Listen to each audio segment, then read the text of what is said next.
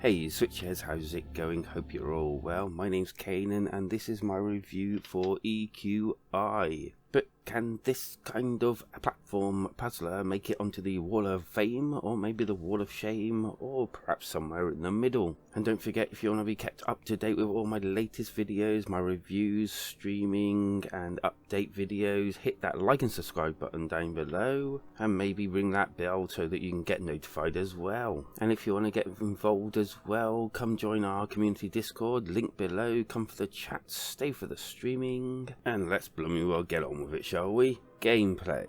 Okay, so the controls are kind of easy but difficult to master in this game. You've got your usual left, right, up, down, all that lot. And then you have to start using the ZR and LR buttons to twist the actual rooms and environment around. You can go around, round, or up, around, if that makes sense. Probably not. But suffice to say, you can move your environment kind of like in any direction given. But you can only land on certain platforms, and other certain platforms will actually kill you, like lava. The floor is lava. Platforms will kill you. And then there's levels where you have to move forward whilst actually jumping to the side in order to get platforms and miss the actual bit in front of you that is actually, well, dangerous. There's also a jump button that will help when you're actually trying to leap over actual objects and leap between these different platforms and areas to get to safe areas. And the actual aim for each and every level, or whatever you want to call them, is to get to this shimmering zone type thing and get into it to go to the next level. Along with all of that, there's also like these objects that you need to pick up. There's objects that you need to avoid, otherwise they'll kill you. Some objects seem to come towards you, and other objects are just manipulated within the actual environment, or just plainly static. The actual environments themselves range from the basic in an actual cube, manipulating it, to almost like platform levels where you're kind of falling and have to manipulate your way around these objects, to kind of like the same sort of thing, but you're actually in a first person kind of moving forward way. And then there's ones where they actually rush you down a corridor with like a wall of lava following you, and also huge complexes where you have to navigate your way around these like platform squares and all sorts of different things, included little platforms that you have to jump from one to the other onto to make it to your goal. And this brings me to a slight problem with the actual game. The actual jumping, there doesn't seem to be like a light jump or a heavy jump. You have to like position yourself in an exact place in order to actually jump to a platform. In some levels, if you're not in the exact position that you need to be, you'll either under jump it or over jump it, which is a little bit annoying and frustrating.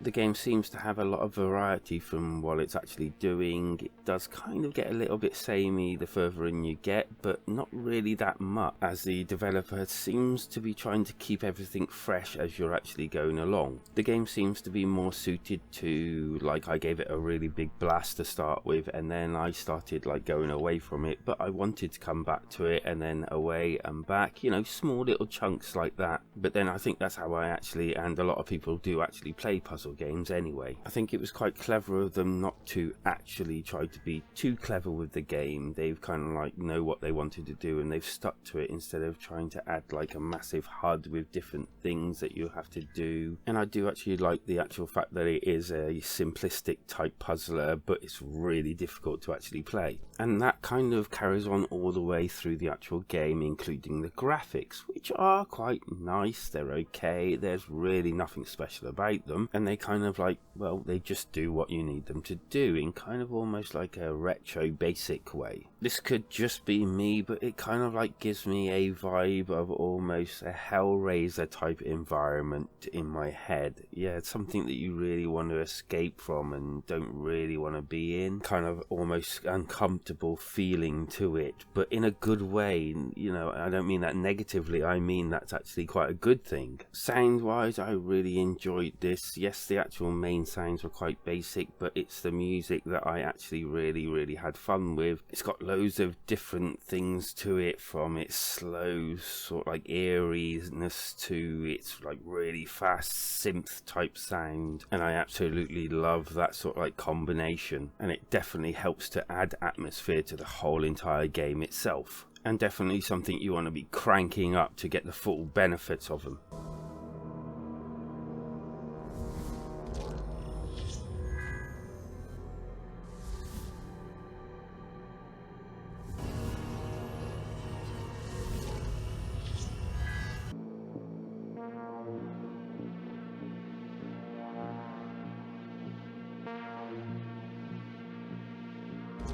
The good. I like the fact that it's different from most other platform puzzlers. That score is definitely a highlight and something that you will be definitely turning up as you play it. The bad. The controls can sometimes be a bit fiddly and you have to really get used to them to start appreciating the game more. And I would love to see a patch to add some sort of variant between your jumping distances, or at least a little bit of a sensitivity to them. The score. For me, the fact that I haven't tried overpricing for this game, and I did actually have fun with it, and the little problems that I had with the actual controllers, I'm going to give EQI a 3 out of 5 and a kind of middling to high 3 out of 5 because I did enjoy this game. And again, because of the price, I don't think anyone's really going to be disappointed if you're interested in this sort of game, because for me it was a little bit of a surprise, and a good surprise to be honest. And as for my alternative, I kind of struggled to find one like this, so if you've got any suggestions, leave it down in the comments, but I'm going to go for Glyph. Now, I reviewed this a little bit back, so feel free to go and watch my review on it, but it is an actual enjoyable platform game with a few differences here and there, and a nice stylized type look to it as well.